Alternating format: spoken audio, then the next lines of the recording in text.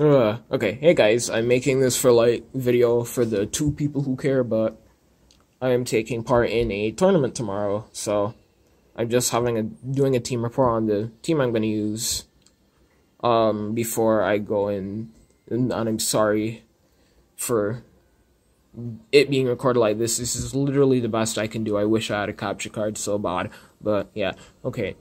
So the idea of this team was just to make a team using my 3 favorite Gen 8 Pokemon, which were Corviknight, Orbeetle, and Flapple, and it works out decently well. It's a pretty dang decent team. If I do so myself, got me the Master Ball, even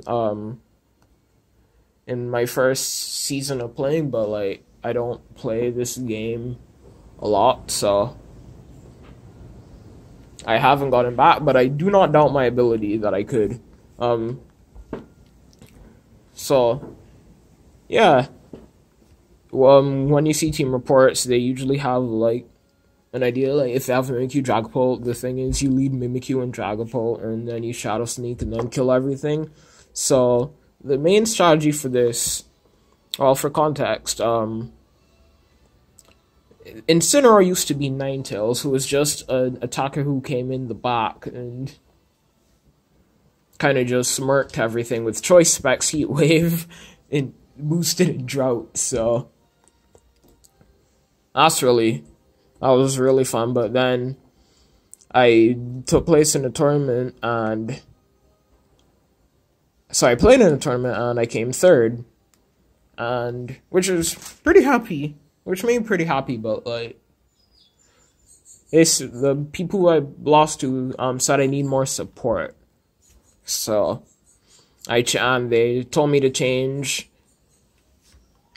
Ninetales to Incineroar, and I did, and it's been working out well. So before, it was just the leads were Whimsicott, Corviknight, or Whimsicott, and Orbeetle. I'll explain that later.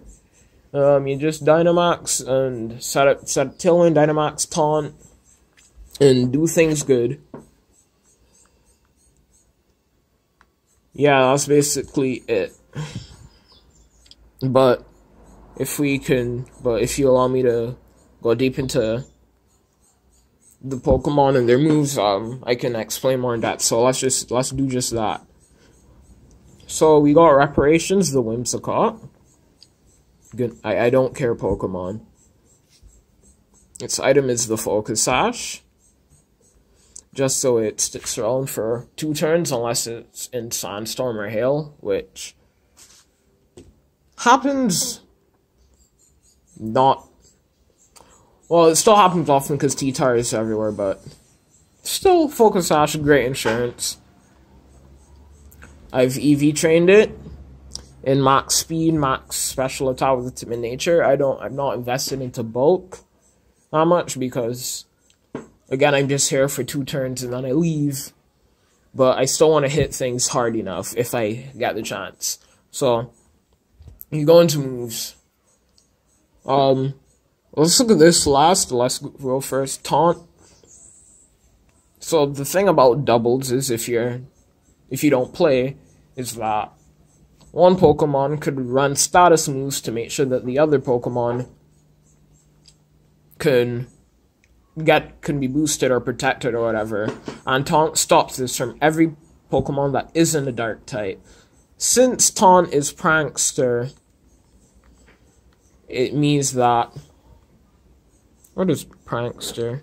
Right. Gives priority to a status move, but it doesn't work on Dark types, is what it doesn't say. So Prankster Dark types cannot be taunted, which is kind of annoying because Whimsicott's the best taunter in the game because of its fast, because how fast it is. But anyway.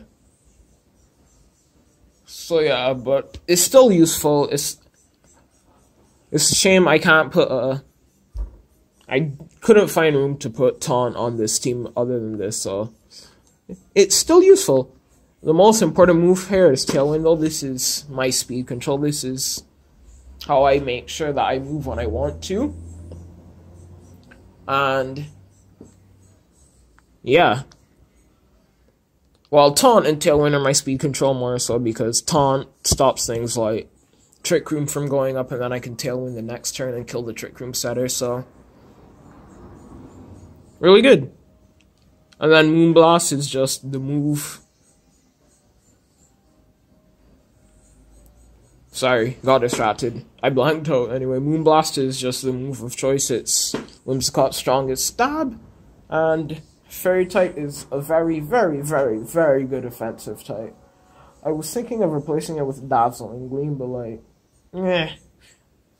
and I'll get into, I just think Moonblast. Moonblast is tried and true, so I'm sticking with it. Anyway, now this move, Protect, you don't see it on a lot of Whimsicott. According to Picolytics, it's like 22%, but this move used to be Light Screen, because when I allowed Whimsicott Corviknight, I would max Steel Spike to boost defense, but I didn't have a way of boosting special defense, so I used Light Screen. But then I realized the Fake Out kind of destroyed Whimsicott, so Protect prevents that. It also, even though I know I just said it doesn't really need to be out there for long, it can still give me longevity in case I need to taunt something or set up Tailwind again. So, like, in my battles, I've barely ever clicked a fourth move besides Taunt, Tailwind, and Moonblast, so I won't really mind missing a move slot. I was thinking of fitting Helping Hands on here, because that would make my onslaught stronger on fire types that Moonblast doesn't hit hard at all. But then that wouldn't solve the Fake Out issue. I thought it would, because Helping Hand is +5 priority and Fake Out's +3, but then I still die to the Fake Out and attack that kills me. Even though the fake, because no matter what I do, I cannot hit the Pokemon that uses Fake Out before I use my attacking move. So yeah, that's it for Whimsicott. Very good support. Very good for early game or late game speed control, and they usually mess up by never killing this Whimsicott. Getting up taunts or tailwinds or even a special attack with Moonblast has won me games. Not focusing on Whimsicott, can do you in. So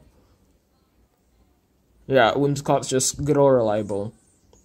Next is Flapple, the Corviknight. It's holding a Lumberry. Its ability is Mirror Armor, and you can see that its EV spread is kind of wonky. So I could pretend to be smart and say why exactly I EV'd it like this, but I just stole it from Picolytics at the time, and even though it's not the most used, I like it a lot because I love the bulk. I love living on like red health when I'm in Dynamax and just being able to still deal decent damage to things. Corviknight's real, and I was thinking, why do I even need to run speed since I have Tailwind? But I wouldn't outspeed things like I wouldn't outspeed Dragapult and Tailwind, which is a really big one. So yeah. Also, the speed is easy to be like that. You need to run some speed on your mouse, and then the rest goes into attack because base 87 attack isn't that good, and it's adamant to give that a further boost. Mirror Armor is very good because it prevents Intimidate from.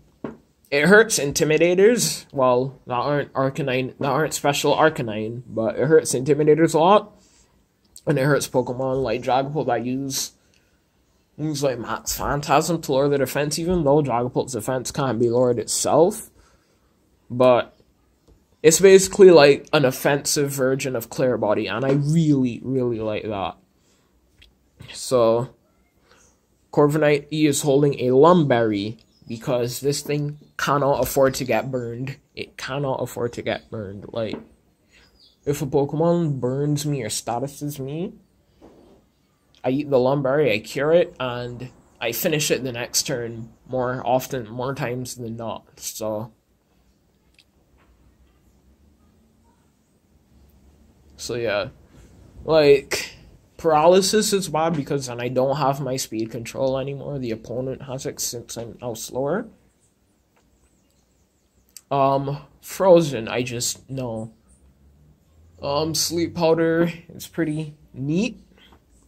Neat to just not have to. Sleep powder and Neon are neat not to have to worry about. Like, if someone doesn't know that Corv has Lumbray and they like Sleep powder, Yawn into him, like, haha, you wasted a turn. Anyway. But yeah. Flap slot. Really good, really reliable, really bulky, and decently strong. Now, the reason.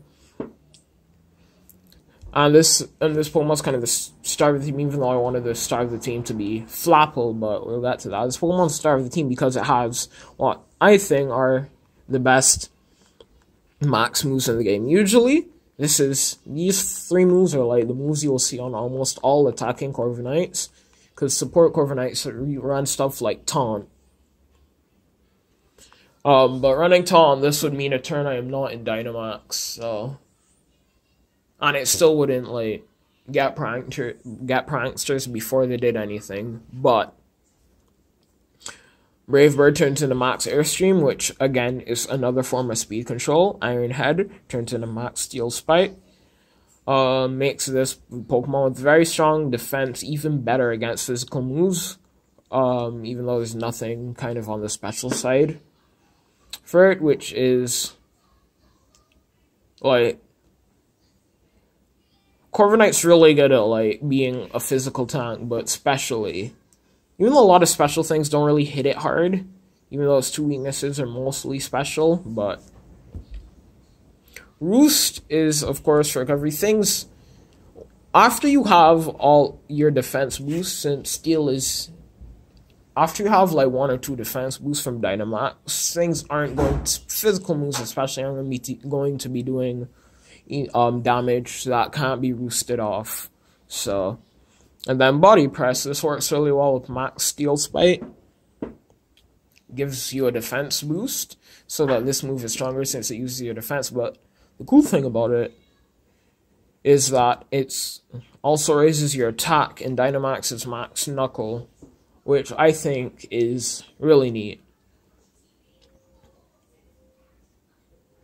So yeah, that's basically Corviknight. Now on to Goldberg the Incineroar. Yes, this its ability is Intimidate, it stops physical attackers, duh. I mean, Incineroar is pretty self-explanatory. It's EV'd for HP, a decent amount of attack. It's just made to be a bulky piece. It's very bulky. I lead this into a match and I'm just like, well, this is not getting all-called by anything physical because of Intimidate, and the extra special bulk is great. I would have loved to have this be Assault Vested, but you'll see in a minute that there's a move on this thing that I need. Figgy Berry, again, you're never going to kill it in one hit. You're mostly going to get it. The best you can do most of the time is get it into Figgy range. So here's a backup. And it can also get itself into Figgy range with Flare Blitz. So let's get into moves right now. Goodness. I didn't know you could do that. Anyway. Flare Blitz and Darkest Lariat, they do damage. These are your damage moves. Like what else? People put Throat Chop over Darkest Lariat, and Throat Chop is good for things like Sylveon, Toxtricity, and Primarina. So, I see why you run it there, but Darkest Lariat doesn't look at stat changes, and I think that's very important. So, I still run Lariat. Fake Out, what are you doing running Incineroar without Fake Out? That's kind of its thing. If the other team doesn't have a fast Fake Out, then I just Fake Out with this. Bada boom. Just prevents a Pokemon from moving for a turn. Like, what else? And then Parting Shot. This... Like, I never use Parting Shot a lot, so I could switch it to something like Close Combat or U-Turn, but Parting Shot allows me to patch up my weakness to special attacks by crippling a special attacker. And it also gives me a nice switch into Whimsicott to create a lead-like scenario, but everyone else is weaker, making it easier for Whimsicott. Also, it being slow, like it usually fakes out the first turn, and if you think it can survive, then a slow parting shot can get Whimsicott in without it being hit. So yeah, that's pretty good, I think. And yeah, it's very cool. And the thing that I like, and the problem I had with Max, Knuckle, and Corviknight is that most of my team are special attackers, and I'm not running Flapple next to Corviknight so that it can get the attack boosted. It'll only be able to get the attack boosted from Whimsicott dies, and it's the best switch in. But if I lead Incineroar Corviknight, then Incineroar benefits greatly from the attack boost. So yeah, that's the thought process behind Incineroar. Now we have a more special Pokemon, Orbeetle. This is max speed, very good special attack, and EV for a bit of bulk. I don't know what it survives exactly, but bulk is good because this thing used to have leftovers, but I changed this item to weakness policy, which is really good to have on tanky Pokemon, and this one can afford to get statused more than Corviknight can, I believe, so. It has Frisk, so I can know items, that's really good, but most of it, usually I'm not paying attention, so I miss it, but yeah. Goldberg is careful nature, by the way, right? This one's timid, max speed, so yeah. Psychic and Bug Buzz. Alright, Stab. Bug Buzz patches up my special weaknesses as it lowers special attack and Dynamax, which I think is really good. Like I could change Bug Buzz because Bug doesn't hit anything, but the fact that it cripples special attackers is important to me. Because these three moves are a lock on this Pokemon almost all the time. And the reason why is that I cannot taunt a Trick Room setter if they have redirection. If they have Rage Powder I can taunt if they have Rage Powder, but if they follow me, I can't stop it. I cannot. So the thing about Orbeetle is that it sucks and no one uses it, and then no one knows that it carries Imprison Trick Room unless you've watched that one Wolfie video. So I usually lead Whimsicott Orbeetle so that I can get speed control. Although I have led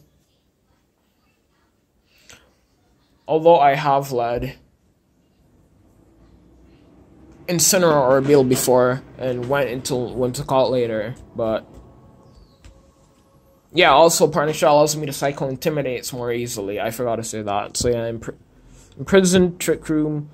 It's a shame these take up half the move slots, but I think it's needed just in case Swims can't stop the Trick Room. And like Orbeetle Quad Resist fighting, so it doesn't have that bad of a matchup against Conkeldurr. So if I suspect a person to bring Dusclops Conkeldurr in the back, then I wouldn't mind bringing this, but usually this is at least a lot. The other thing to note about Orbeetle is that in Gigantamax, its Psychic turns into Gmax Gravitas, which sets Gravity, which is pretty important for the last mon I'm going to show. So yeah, that's basically it for Orbeetle. We have Misogyny, the Rotom. This is the standard set. Like, these are the best two attacking moves it learns. This Rotom is more, as you can see, it's more EV to special attack. And speed, it's bulky. It's a bulky special attacker, and the reason this is because when I was testing the team at first, I realized that Rotom wasn't enough of an offensive force. It didn't do the damage that I wanted it to do. So by changing Will-O-Wisp to Nasty Plot, no one runs Will-O-Wisp anymore anyway, so by changing Wisp to Nasty Plot and EVing myself better, I can actually be somewhat of an offensive force and still support my team well, even though Wisp is useful. So yeah, I really don't mind losing the Wisp. Citrus Berry, just so it can heal up, stay on the field for a while. It's just, like, if you don't know what to do, Rotom's just all reliable. And then the last Pokemon is Flapple, the star of the team. Flapple, similarly to Orbeetle, kind of sucks, because its ability is Hustle, which makes it real strong, but it never hits its moves. A golden rule in Pokemon is that if your move is under 100% accurate, then it'll probably miss. They'll have the same chance of missing, basically. So Dynamax moves can't miss, so a lot of people just use this Pokemon in Dynamax. I don't, because I'm daring. So yeah, this has a Life Orb to make it real strong. It still kills Dragapult a -1 attack, which is really cool. And last time I went in tournament, I went max attack and max speed adamant, but this spread is EV'd so that I always survive an unboosted max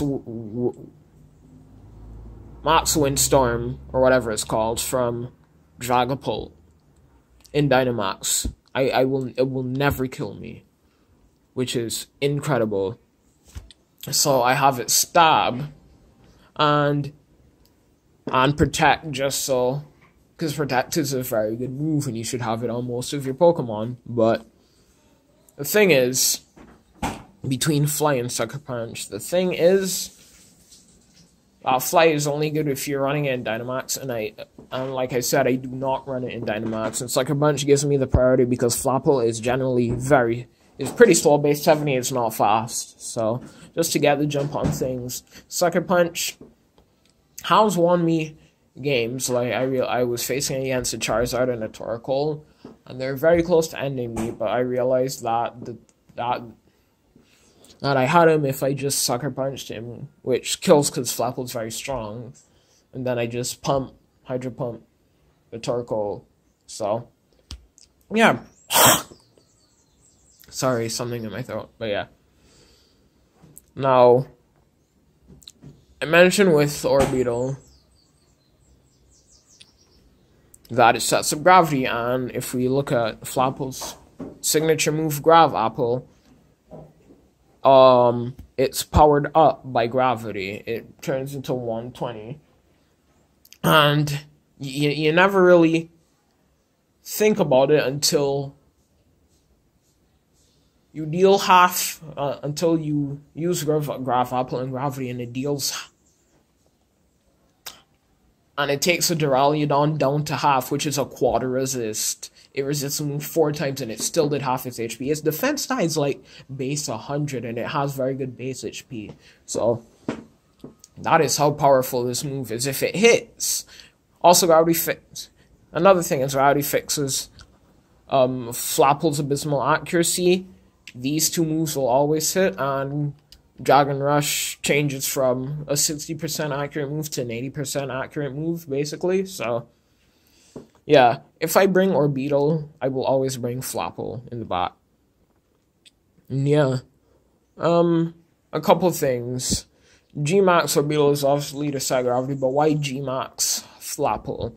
Well, you see, I do like grassy terrain. Grassy terrain is really cool, but I realized that with Rillaboom being everywhere now, that the terrain will most likely be set for me if I ever needed to Dynamax and use it. And Flapple's G-Max move lowers evasion, which is good when your best move's accuracy is 80%. So lowering your evasion, again, does the same thing as gravity. Makes Grav Apple and Sucker Punch always hit, and it makes Dragon Rush a much better thing. I mean, Flapple's really fun and frustrating, but like going for 60% Dragon Rushes, so it's a really very fun gamble, and I suggest you try it or never.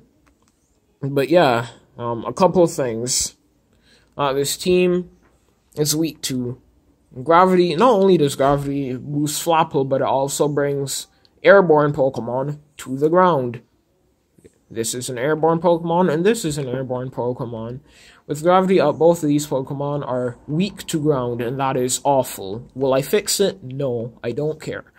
I mean, like, it's happened to me once, and then I realized that if I use Orbeetle, I will never bring these two.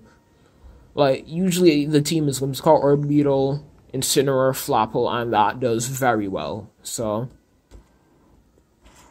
another thing, before I change it to Incineroar, is that Drought kind of doesn't with Rotom. I don't know why I didn't change that until, like, really a thing, but even though Drought is good for making me, like, making Ninetales or top, I don't know I'm talking about Ninetales, but it nerfs Rotom, and it might set Weather in case I kill Light Torkoal before boosting Zard and Venusaur, and we don't want that. But yeah, that is basically the team, and I'm sorry for this being so long and disorganized, but I'm gonna try to get a bottle and show you show you the team in action. If I lose, I lose. But yeah. I am now connected to the internet. Right, bottles. Double bottle. Again, I don't play, so you don't know I'm around because I'm bad. Yeah. That's a go. Do the genders of the Pokemon matter? No, it's kind of just how it is. Oh, yeah, I don't know if I did this already, but I apologize for lack of audio. My Switch's thing just doesn't work, as you see it's on max volume and nothing's happening, so it's searching for an opposing trainer. Man, these battles always make me nervous. Like, what if I just say, wow, this team is pretty cool, and then, like, it just loses instantly. Hey. So that's a go. Ooh! Okay.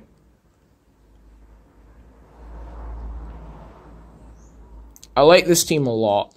I mean, I like this a lot. I'm going to lead one to call Flapple, because Flapple all calls most variations of Lapras, and there's no redirection, so it's pretty good. Let's see. Corviknight beats I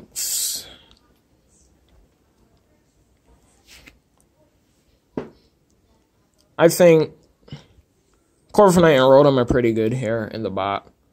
I don't feel like I need Incineroar that much. Grimmsnarl might have Fake Out, but I might just protect in case that happens.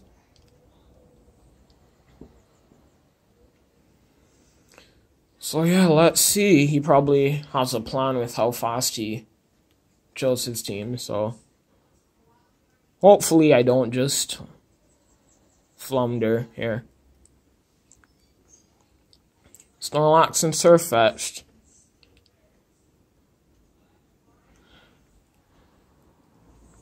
This is weird. I'm going to taunt the Snorlax and Max Wormwind the Surfetched. What I assume is that Snorlax is going to set up Belly Drum, and I'm faster than Snorlax anyway, so speed control isn't too important to me here. First Impression is going to do a lot, but it will not kill me because of Sash. So, yeah, I Dynamax here.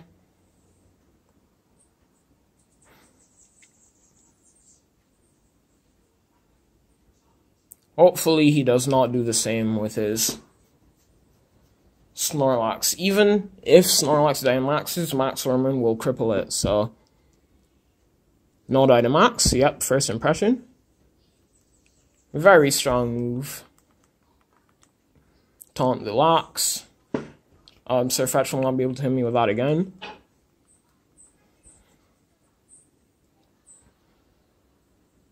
And, wow, a one-hit KO. Flapple is incredibly strong. So...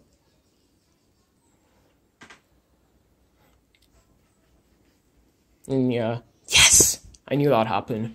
I knew he'd go for Drum. So yeah, that's the power of Whimsicott. And again, Incineroar making these leads more flexible is like perfect. And I think he's stumped. Like what else does Snorlax do other than belly drum?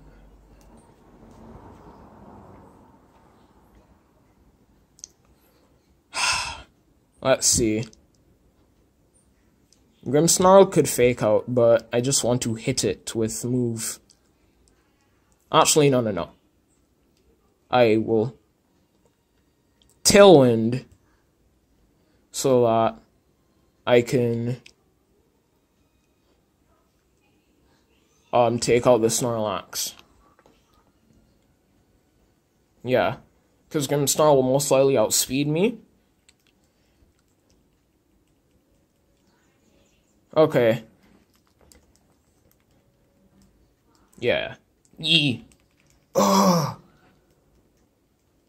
Ugh. Getting full power there is not... It's not great, but...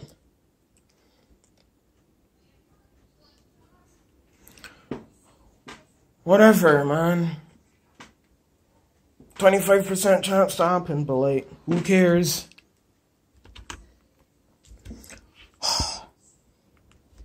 Ugh. If I lose because of that, man.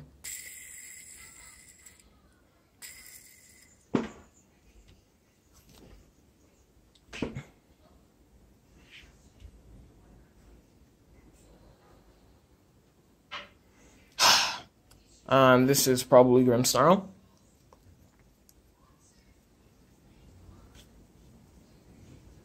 Oh, it's Lox, okay.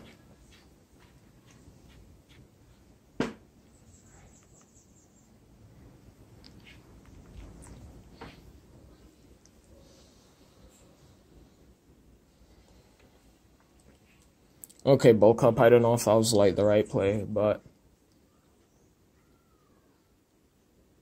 Because Moonblast still does pretty good damage to it, so... Almost killing. So yeah, I'm not worried about Grimmsnarl at all. Did not get full power that turn, thank goodness. Snorlax is pretty bulky, but... why didn't I not max? Grass move? I don't know, but... Yeah.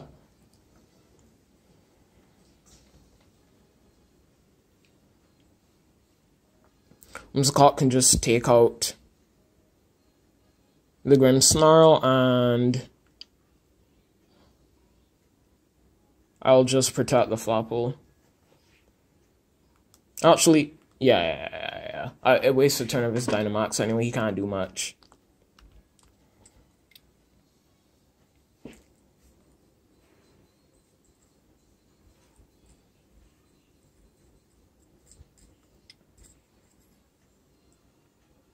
Why? Wait, that can happen? I did not know that. This is a very weird Grimmsnarl set. I've never seen this before.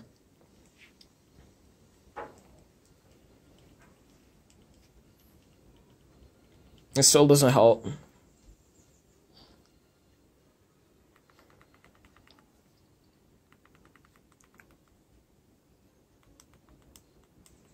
And this should take out Flapple, yeah. Whee!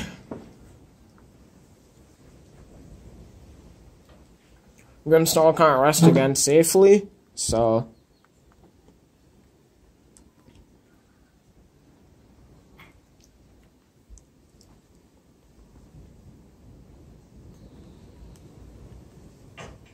Moonblast into Grimmsnarl. Body Press into Snorlax.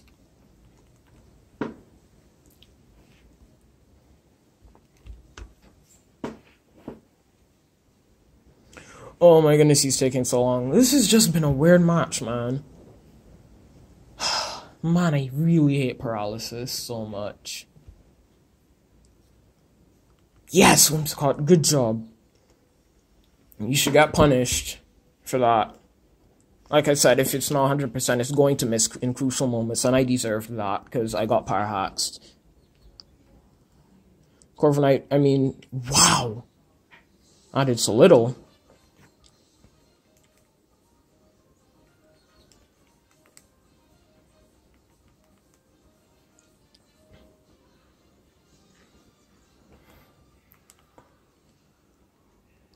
It didn't find its berry back again, which is very good.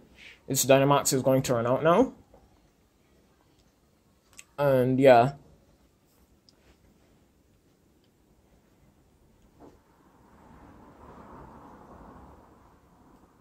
I'm going to double the Lapras.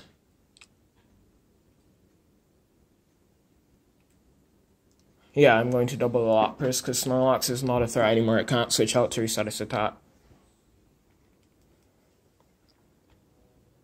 And I'm probably faster than Lapras anyway. If Lapras has weakness policy, then yeah, it doesn't. Yeah, by Whimsicott, I mean, you can't kill Lapras in one hit, you can't, but...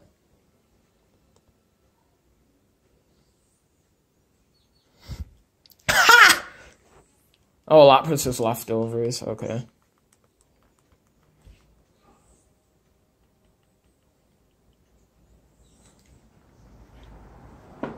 I'm actually going to... He should quit now, because he's dead, but I'm going to double into Lapras again. I think the Rotom is faster than Corviknight, but I'm not sure. I'm not too sure, but... Either way, this Lapras is very smart to get more lefties recovery, but... Okay, Rotom is faster than Corv. I did not, like, I barely take, thing into account. He's going to paralyze me here. Okay, he did not. I was, like, going to freak out. I mean, I felt it in my bones that I should have plotted, but it's alright. He can't protect here, so I got a free plot after I kill him. This should take it out because I'm invested offensively, so. And yeah, this is basically it.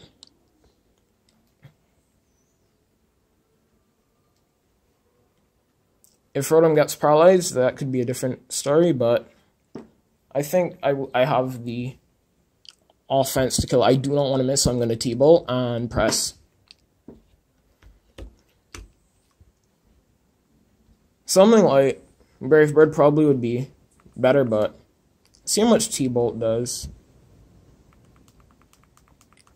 Let's hope this kills, because I'd be very mad if this game goes a lot longer than it is. And woo!